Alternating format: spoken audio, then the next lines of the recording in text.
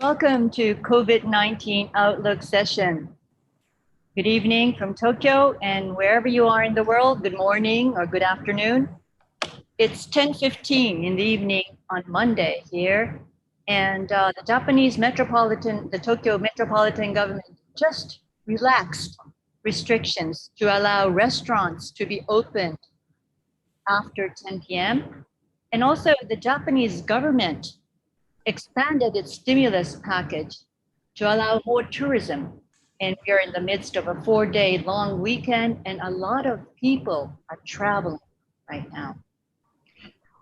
I'm going to be the moderator of this session. I'm the executive director of the SDG coverage for the Asahi newspaper, a national newspaper in Japan. Let's see what the general situation is right now. WHO Executive Director on the Health Emergency Program just gave a briefing 2 hours ago. So this is what he said. As I speak, and over the weekend, we passed 30 million cases around the world, and we're now fast approaching 1 million deaths. We're adding about 1.7 to 2 million cases a week to the global case count, and unfortunately between 4.5 and 5,500 deaths a day. When you look at the global epidemiologic curve, it appears very flat over the last number of weeks, but that belies a lot of activity underneath that graph in terms of the regions that are being more or less affected. We continue to see high numbers of cases in Southeast Asia, driven by the cases in India. We have very low rates of disease in East Asia and the Western Pacific.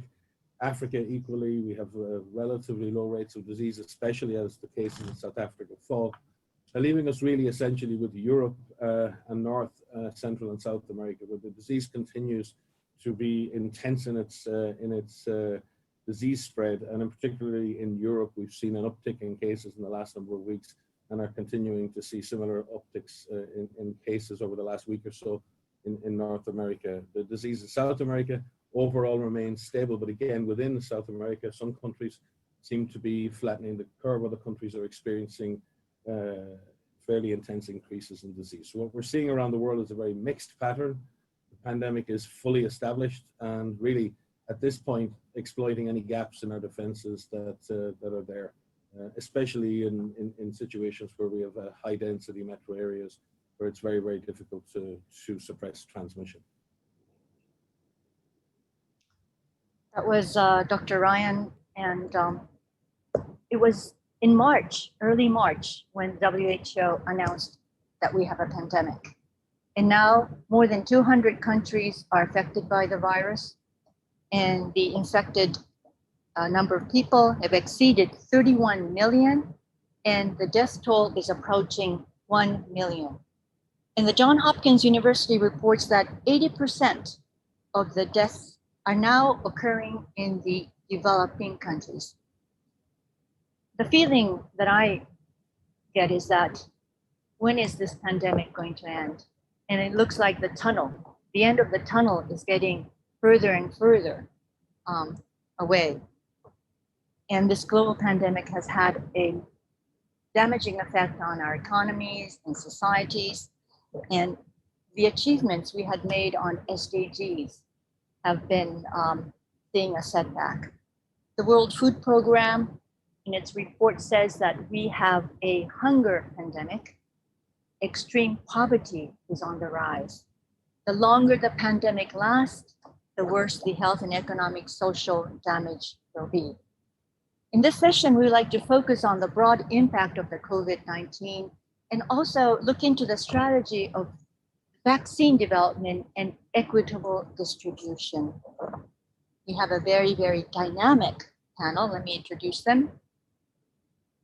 From Nigeria, Honorable Minister Osaji Ohanire is the Health Minister. And from the Bill and Melinda Gates Foundation, Dr. Anita Zaidi, the Director of Vaccine Development, Surveillance, and Diarrheal Disease Programs. And from Geneva, we have Lydie Hudson. She's the Chief Executive Officer, Sustainability Research and Investment Solutions from Credit Suisse. So thank you all for joining us from all across the world. And first, I'd like to go to the Honorable Minister. You are from a most populous nation in Africa with nearly 200 million people. You have densely populated cities. Healthcare resources are limited, but we are not hearing that hospitals are overflowing with patients. What is your assessment of the situation now? But the situation in Nigeria, we are looking at with some measure of relief and also some measure of anxiety. We had expected that we will be very badly hit because, as you have said, we are a densely populated country, and about 2 or 3 cities are very particularly densely populated. And when the first case came in here on the 27th of February, we expected the worst because we do not have the strongest of health systems. But we started very early to take the measures that we took, preventive measures, surveillance at the point of entry. And then after the first one came in, very aggressive contact tracing. And since then, we have been very proactive in tracing and testing and isolating cases. So since then, the situation has stabilized. Our hospital system is not overwhelmed. We're able to cope with the number of cases we are getting. And we cannot quite say we have flattened the curve, but we are trying very hard to make sure that our system is not overwhelmed. How would you say about the level of compliance to restrictions? Well, the level of compliance is difficult. At the beginning, there appeared to have been some compliance because there was some fear. But for some reason, people seem to have lost the fear, and the compliance is getting very difficult. We're using all measures of broadcast and advocacy and talking to the community leaders to restore more compliance with the non-pharmaceutical measures that have been instituted. We're still not quite happy with the level of compliance. We would like it to be better because we are also beginning to open air travel and to, in some areas, open school systems. So we will be worried if there'll be more problems after we open up the economy. Let me go to Lydie. The global economy, so the unprecedented plunge after since the pandemic in the first half of this year. How has the virus affected the economy, and what is the outlook? Yes, thank you. So as you suggested, the global economy has been quite severely impacted and pushed into a deep recession due to the lockdown measures and the spread of the virus. Quite clearly, there was some early optimism about a V-shaped recovery, and I'd say what we're seeing now is that, if anything, it will be a tilted V recovery. And in fact, it won't, the severe shock and recovery that we may have seen in the financial crisis of 2008, 2009 won't be replicated.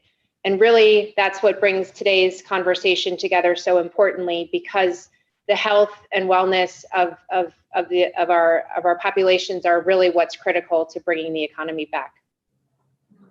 Many people are worried about their jobs. They're worried about the virus and how long government support will last. What will determine the strength of the recovery?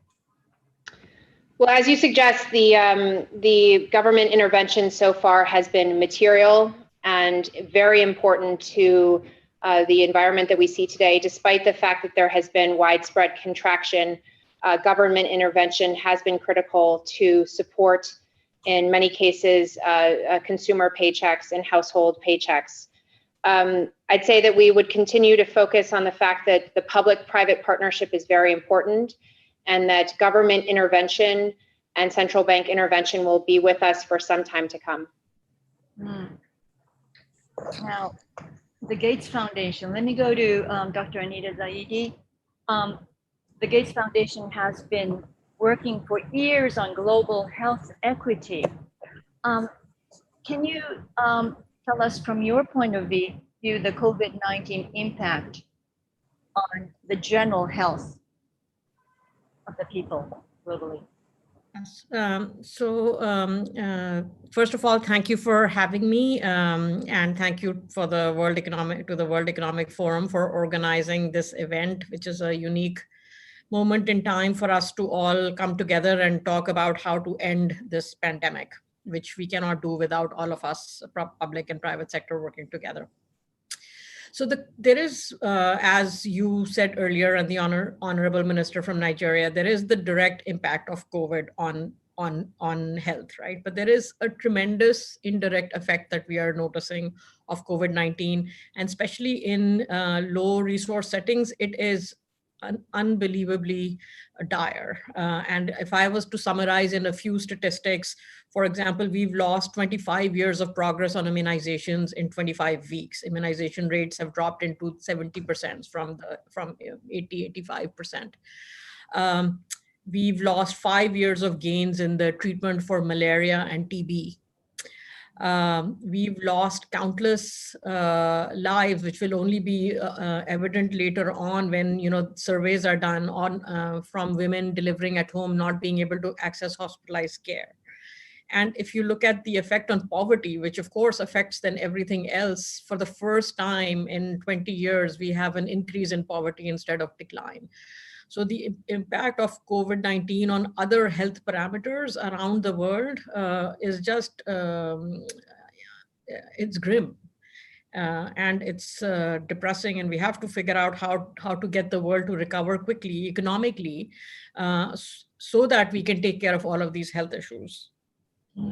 So you're saying that the impact on other infectious diseases is quite serious. The Honorable Minister, are you seeing that happening in your country?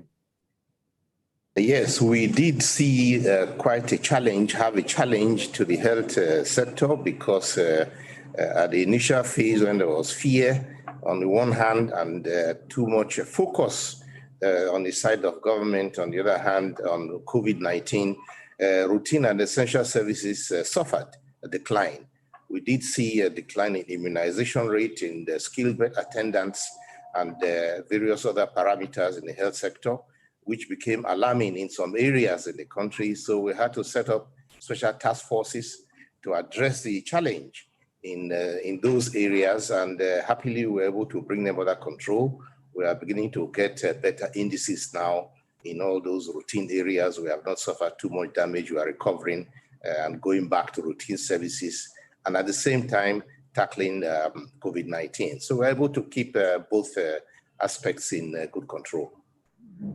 I would also like to ask you, Honorable Minister, about the economic consequences. There has been a deep damage to the economy and society. And looking at Nigeria, the crude oil prices have plummeted, and your financial situation has declined, also from declining overseas remittance as well. With the worsening physical situation and the prolonged pandemic, I think it's going to be extraordinarily challenging for developing countries.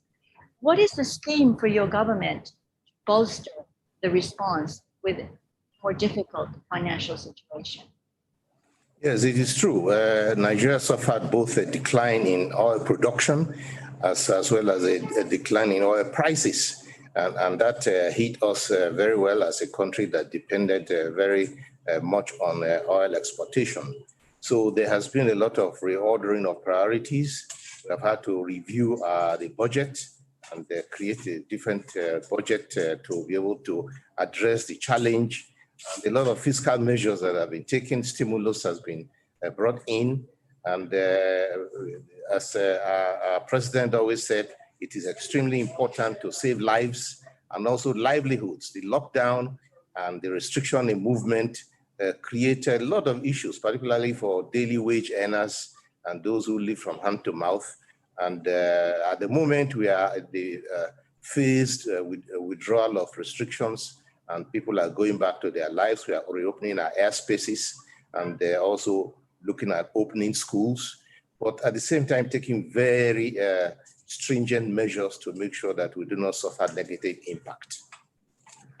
Lydie, there are so many countries affected and they cannot borrow. Some countries cannot borrow money so easily, or they don't have the powerful central banks to provide funds. And so many people are affected. At the forefront of your bank's effort for globally promote the sustainability issue, what do you think private sector and banks can do to spur economic activity and drive the recovery under this difficult situation? Absolutely. So I firmly believe that the finance sector has an important role to play in the recovery. First, by supporting collaboration amongst all of the parties involved and supporting a nonpartisan approach to a discussion on how central banks, governments, and the private sector can come together to support a recovery. And importantly, I think that the banks have to, depending on the different regions that we're discussing, really be aware that, as I said before, health is the first point of principle. So not to push for a premature halting of government support to the extent that that really gives the time for the health and wellness of the populations to recover. I think, as you allude to in your question, there's going to be an enormous amount of international cooperation across the stakeholders involved. And that's really where I think financial institutions will play an important role to think through the changes in the labor market, the monetary policy, fiscal policy, and essentially how to engage with the labor force as well. So as you suggest, there is a it is not simple, and it's a very unique story depending on which part of the world we're talking about and where the virus has taken hold in more or less at this stage of the year and of the pandemic. But I do think that the financial sector and banks specifically have to play an important role in navigating that journey with in a public-private partnership. Anita, from the philanthropic world, what do you think? How do you think philanthropic foundations can contribute in the areas for recovery in the economic front? Thank you for that question, Hiroko. So philanthropy has a catalytic role, and the Gates Foundation, for example, argues very strongly for equitable access, and we put money in areas where we think that there is market failure, or the types of products that are needed for low resource settings are not available. And philanthropists have come together to support a lot of the activities that are resulting in tools for tackling the pandemic right now, but much more needs to be done by both the public and the private sector, because this is truly a situation where both the self-interest as well as the moral case are aligned, and without action by all of us, we are not going to solve this pandemic, end this pandemic. Right. Yeah, you talked about ending the pandemic, and I think before economic and social damages can be recovered, I think we really have to address the pandemic, and it has to end. And the longer the pandemic lasts, the later the recovery will be. And I think key is vaccines. And speaking of vaccines, we hear numerous vaccine development programs are underway now, and we are waiting for when widespread vaccination will start. And we hear from the WHO that it will start around the middle of 2021 next year. And the question is, when we do have a safe and effective vaccine, will there be equitable access to the new vaccines? Yeah, Dr. So that's Zaidi. You're the director of the vaccine development. Do you really see a promising vaccine coming up? So this subject is very close to my heart, and I've spent a lifetime working on vaccines, and I seriously believe and have seen vaccines as magical tools in preventing disease and keeping people healthy. And this is truly a situation for a stitch in time saves 9. If we want economic recovery, we need to have a vaccine, right? And we need to have a vaccine available all around the world.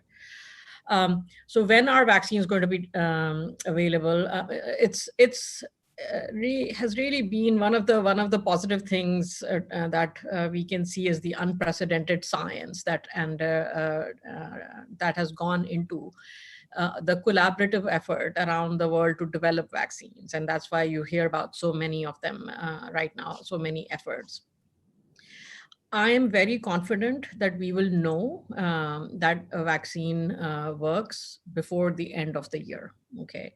But deployment, which is a different thing, so for it to be widely available, for us to be sure that it's safe, will take a little bit more time. And so I think the WHO is making a very reasonable guess that time is around the middle of next year.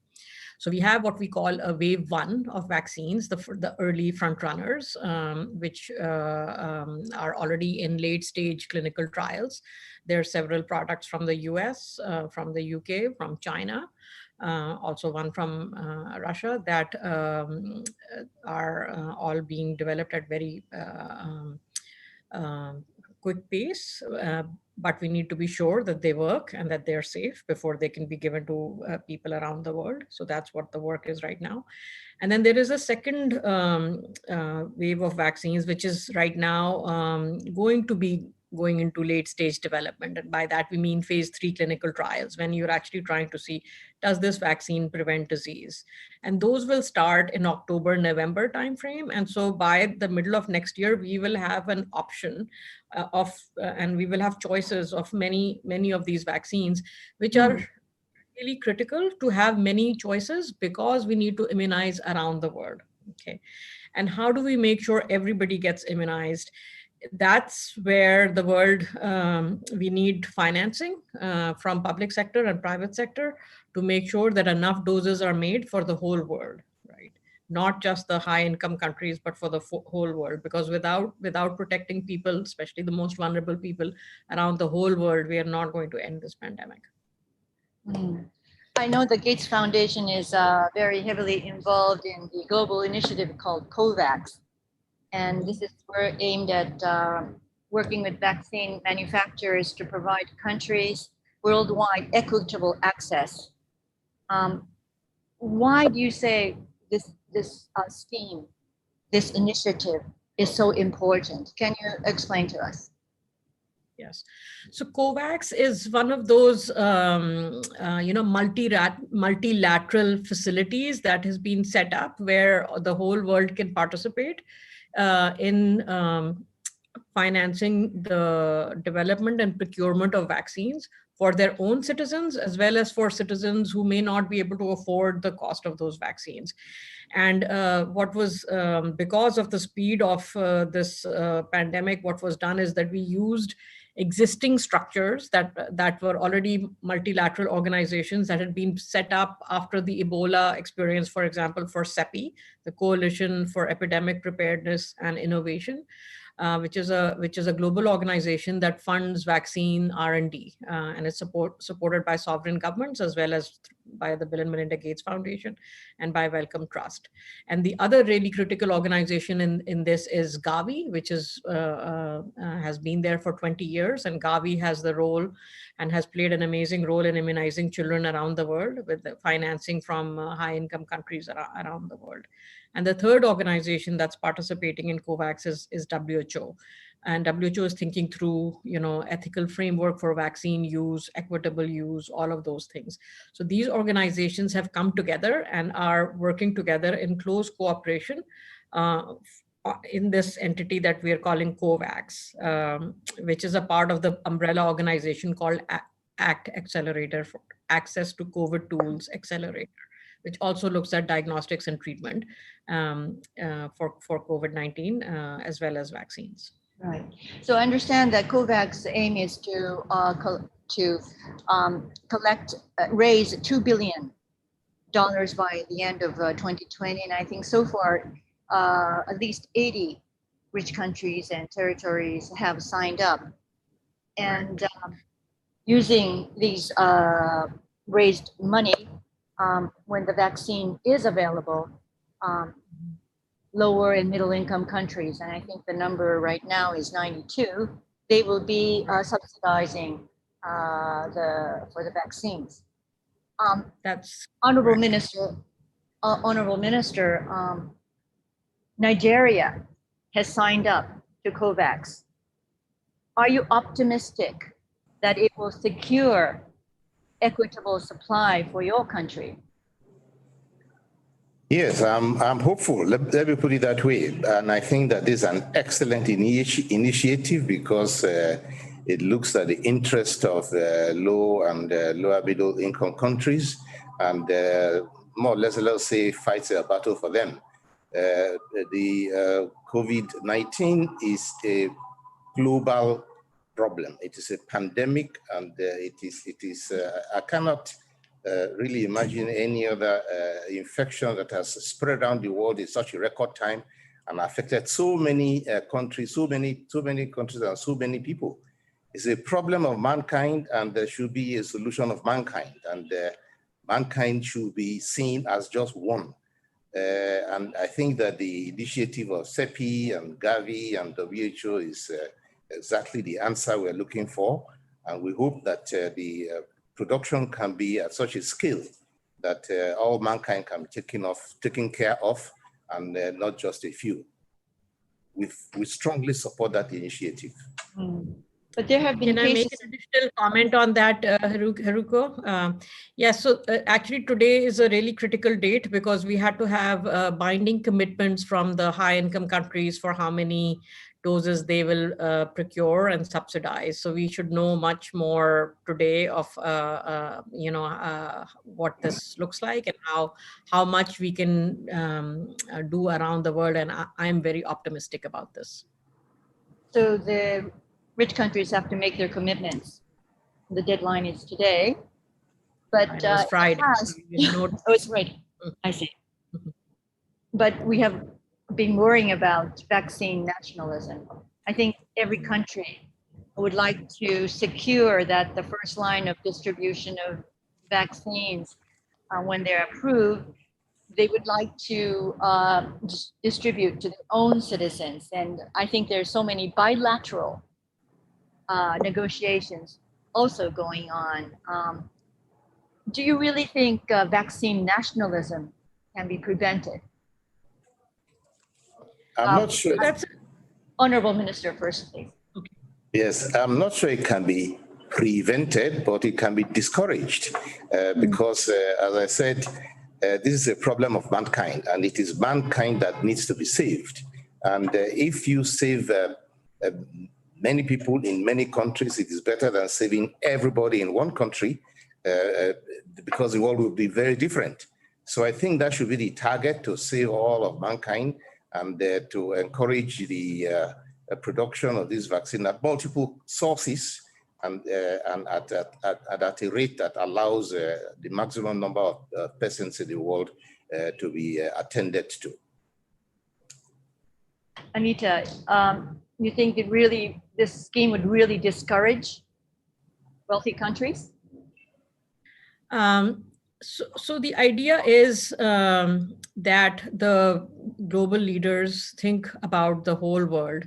And if you have a rational approach, and in fact, I would recommend that our participants read the Goalkeepers report that the foundation put out, in which there are detailed analyses about what is the most rational way to use the vaccine to end the pandemic quickly, and what will get us to a faster economic recovery. It actually is a global approach rather than using vaccine only in your country and giving it to low risk people.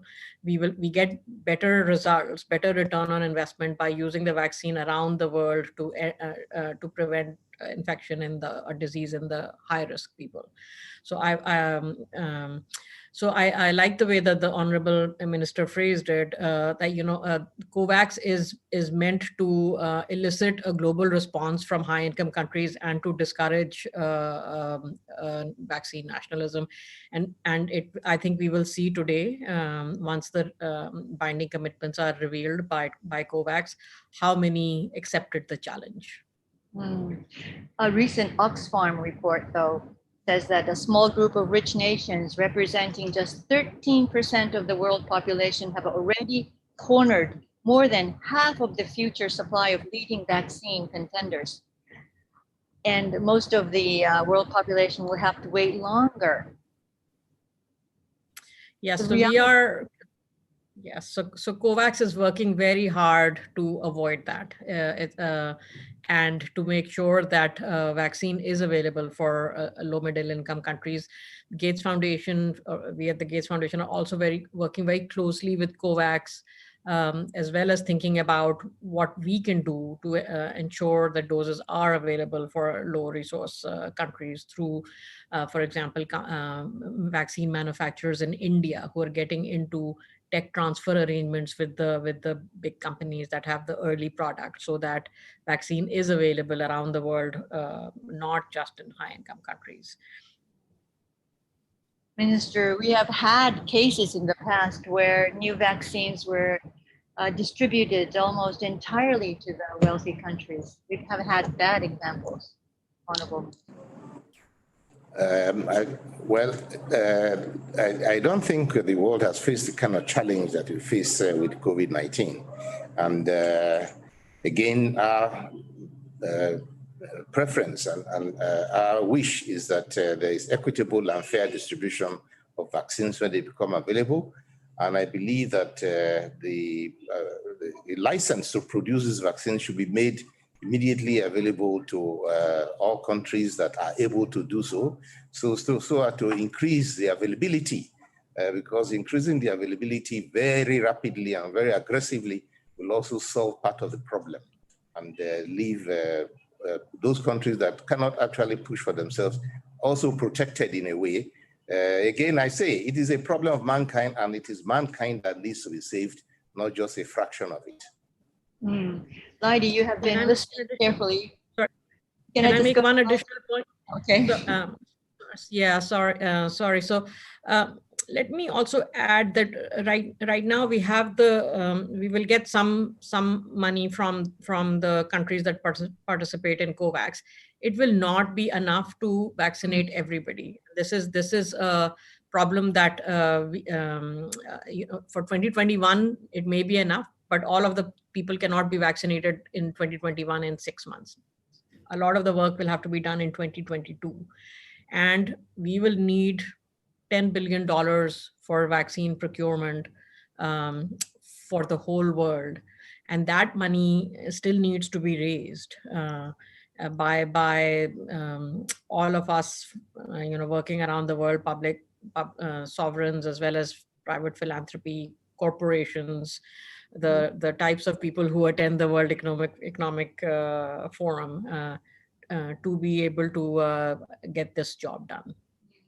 Yes, Anita, you just touched on the point I was going to ask to Lydie, because unprecedented funds are needed to implement the scheme, the initiative, the COVAX initiative. How can the financial community contribute? And everybody can understand that equitable vaccine distribution is a better investment than one country or the wealthy countries distributing it more to itself.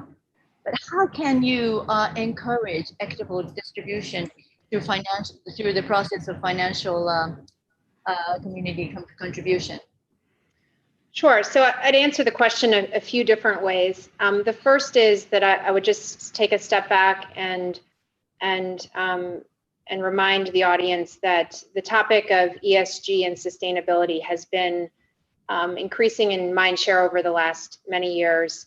But I think that COVID has really reframed the discussion to be more inclusive beyond what the broad preponderance of discussion has been around the E or on climate. And while COVID and climate may have a connection, I think we're really going to see much more about S and society going forward, and perhaps COVID has reset a bit of that discussion. But nevertheless, the focus on ESG and society going forward is incredibly important for the financial sector. And as I described before, we believe that the financial sector plays a very important part.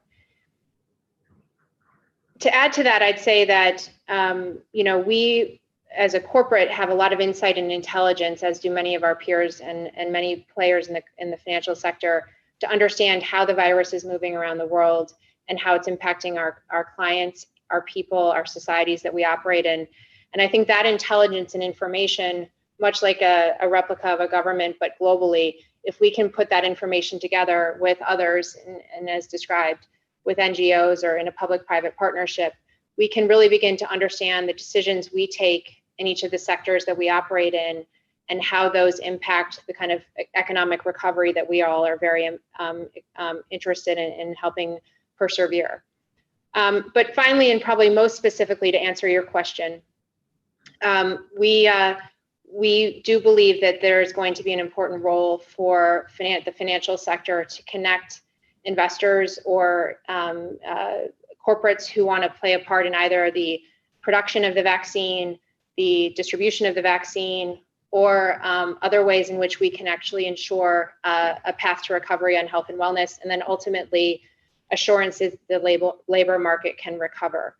So I think there's a broader array of how the private sector can play in. Of course, the financial sector plays an important role of connecting financing to many of the participants who will require financing going forward.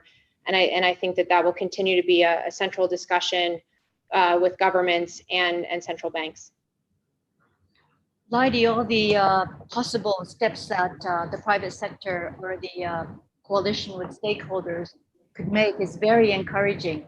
Are there concrete movements or moves that are taking place, especially on the sharing information for the networking of information? Yeah. Well, I'll speak specifically as a resident of Switzerland, although, of course, this is one of the wealthier countries. But the information sharing here amongst the government, the central bank, and then other corporates has been very important. And obviously, we have a number of the marquee pharmaceutical and biotech companies here as well. And in fact, that was one of the reasons why we were able to offer very early in the crisis. We recognized the need to create a facility for small and medium enterprise financing. And so I would expect that in this first phase, it's somewhat of a country specific, depending on which markets you're operating in. But at least I know from my perch that we are very engaged with each of the local regulators in the markets that we operate in describing both where we are from a workforce and employer perspective, but also how we can play an important role in the economic recovery. Great. Perhaps I can take questions from the viewers. I have a question for Lydie from the audience, saying that, have we already experienced the worst of the global economic shock? I would not want to be the person who's making a prognostication. I am not an economist. However, I'd say that we've obviously seen quite a material degradation in the economic environment, and the uncertainty that we saw in the late first quarter, early second quarter likely wouldn't be replicated.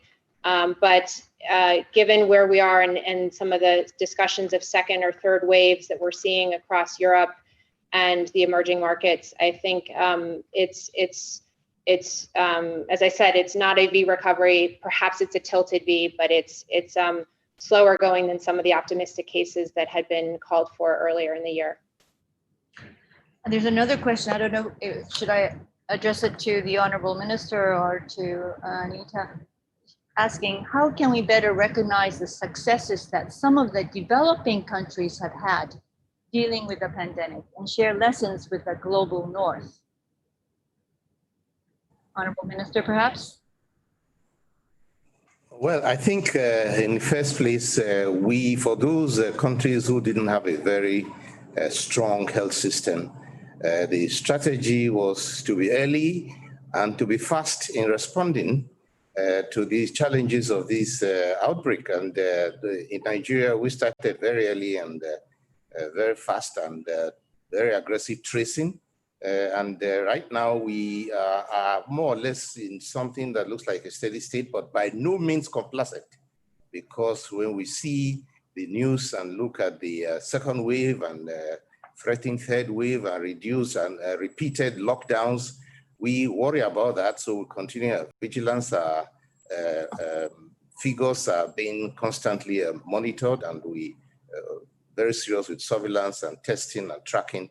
And I think that's about all. But I think it's watchful waiting and observing the scene both internally and also externally. We are looking at the international scene very closely and learning lessons from them.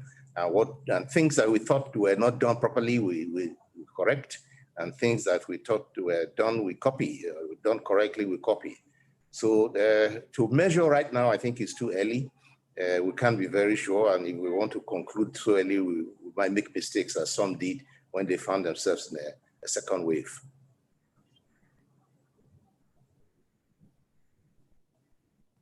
Anita? I can make one quick comment, which is in the preparedness that has happened because of the global polio eradication campaign in some low resource settings has come in very useful. And eventually in lessons learned, this will be a pretty important lesson to learn as to what preparedness activities had taken place because of polio that led to early control of COVID in some countries.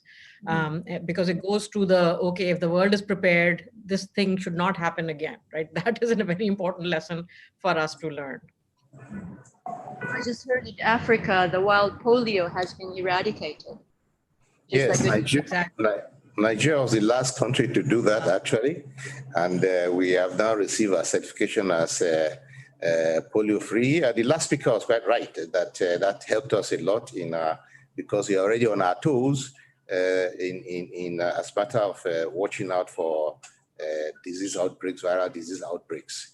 So we did benefit considerably from the experience of polio and other viral diseases. Well, I'd like to thank the panelists for joining us. And maybe I have one last question if anybody wants to have a go. How can we better mobilize cooperation? We need cooperation in so many different fronts and for the global common good. How can we do that?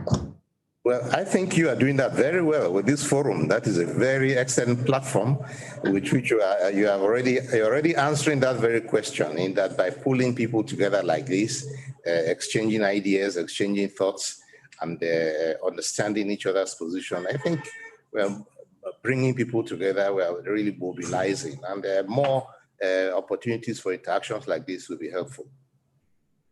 And I would add having more women in decision-making roles. You can see again, another point that we will learn and reflect is the countries that had women leaders have tended to do much better on COVID-19. COVID-19 the pandemic has had an outsized effect on women, and which is not just bad luck. It's because of the structural barriers that women face. And we estimate, for example, that the women's jobs, because they're frontline workers so often, are twice as vulnerable as men's jobs to being lost due to the effect of the pandemic. And so in our quest to build back better, that this is a really important gender equality. It's an SDG goal 5, is a really important goal for us to be focused on. I could only echo my colleagues' perspectives, and I know we're at time, but I would just say that this, as the minister said earlier in the call, this is a challenge for mankind, and the virus does not discriminate based on which country you're from. So I expect that cooperation will continue as we recognize the need for that in order to really rid the world of COVID. On that note, we have to end the session. I'd like to thank all the panelists and all the people who are watch this session. Thank you very much. Thank you. Thank you very much for hosting.